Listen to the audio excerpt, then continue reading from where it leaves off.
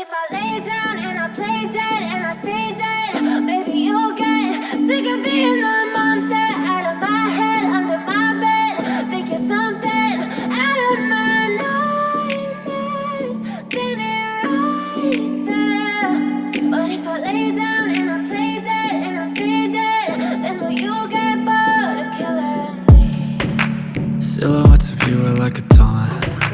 Never really know just what you want. With you I don't ever feel calm. I can feel the sweat inside my palms. Play with me like cats and a string. You don't understand the pain it brings.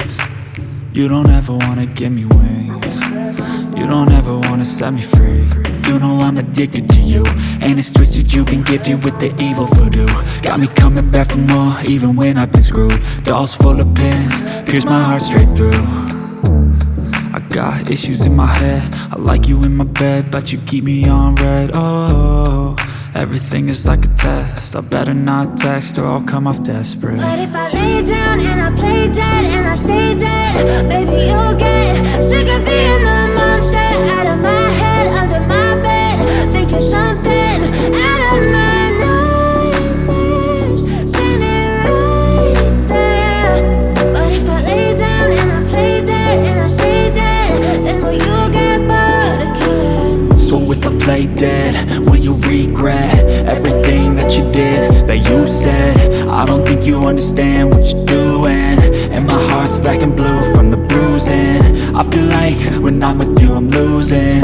I feel like you think that this amusing, sitting there gaslighting and confusing. Was it me? Is it me? Am I deluded? I'm the one who's always sorry, the conclusion, even though I offer all of the solutions. I wish you loved me like I love you, it's stupid. When I'm alone with you I never feel lucid. I wish I wasn't struck by Cupid. I wish when I first saw you I knew this.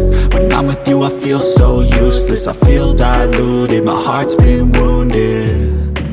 Silhouettes of you are like a taunt.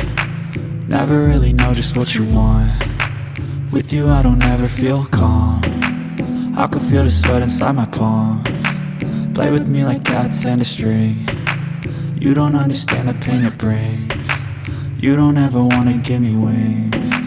You don't ever wanna set me free. But if I lay down and I play dead and I stay dead, baby you'll get sick of being the monster out of my head, under my bed. Think you're something out of my nightmares, standing right there.